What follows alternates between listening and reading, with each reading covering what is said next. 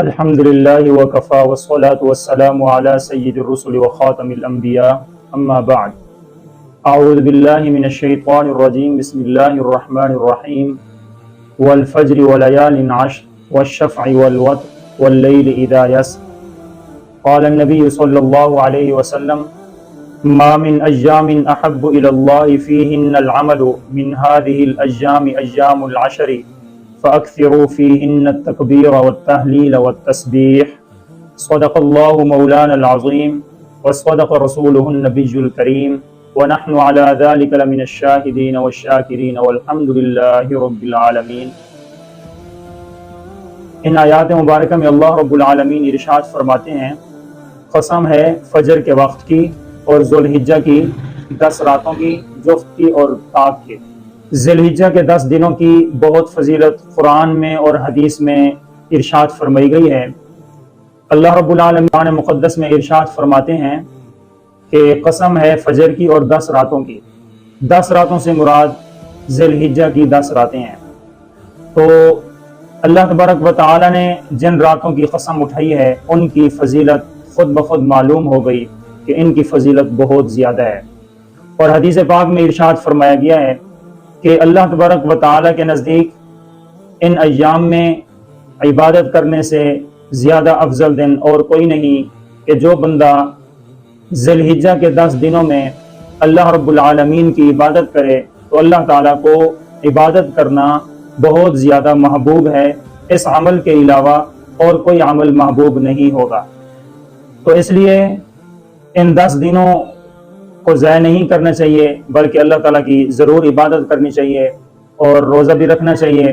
حدیث پاک میں آتا ہے کہ جو مسلمان بندہ 9 ذی الحجہ تک روزے رکھتا ہے، یعنی ذی الحجہ کی پہلی تاریخ سے لے کر 9 ذی الحجہ تک روزہ رکھتا ہے، اللہ تبارک و تعالی ہر روزے کے بدلے میں 1 سال کے گناہ معاف فرماتے ہیں اور 1 سال کا ثواب عطا فرماتے ہیں۔ اور ایک دوسری حدیث میں نبی کریم صلی اللہ علیہ وسلم نے ارشاد فرمایا ہے کہ جو آدمی ذی الحجہ کے پہلے 9 دن روزہ رکھتا ہے تو اللہ تبارک و تعالی ہر روزے کے بدلے میں 100 غلام آزاد کرنے کا ثواب عطا فرماتے ہیں، 100 اونٹ اللہ کی راہ میں قربان کرنے کا ثواب عطا فرماتے ہیں۔ تو اتنی بڑی فضیلت ہے، ہر مسلمان کو چاہیے کہ اس فضیلت کو حاصل کرے، دن کو روزہ رکھے، رات کو عبادت کرے۔ دن کا روزہ رکھنا بہت بڑی فضیلت کا حامل ہے اور رات کو عبادت کرنا شب قدر کے برابر ثواب ہے۔ ایک نوجوان آدمی تھا، وہ ذی الحجہ کی پہلی تاریخ سے روزہ رکھنا شروع کر دیتا تھا۔ نبی کریم صلی اللہ علیہ وسلم نے اس سے وجہ پوچھی کہ تو ایسے کیوں کرتا ہے؟ اس نے عرض کیا کہ ذی الحجہ حاجیوں کے ارکان کے دن ہیں اور میرا دل یہ چاہتا ہے کہ حاجی لوگوں کی دعاؤں میں مجھے اللہ تبارک و تعالی شامل فرما دیں۔ تو نبی کریم صلی اللہ علیہ وسلم نے ارشاد فرمایا کہ ضرور بضرور اللہ تبارک و تعالی تجھے اجر و ثواب عطا فرمائیں گے اور ہر دن کا روزہ رکھنے کے بدلے میں 1 سال کے برابر ثواب عطا فرمائیں گے، 1 سال کے گناہ اللہ تعالیٰ معاف فرمائیں گے اور 100 غلام آزاد کرنے کا اللہ تعالیٰ ثواب عطا فرمائیں گے، 100 اونٹ اللہ کی راہ میں قربان کرنے کا ثواب عطا فرمائیں گے۔ حضرت حفصہ رضی اللہ تعالی عنہ فرماتی ہیں کہ نبی کریم صلی اللہ علیہ وسلم 4 چیزوں کو نہیں چھوڑتے تھے۔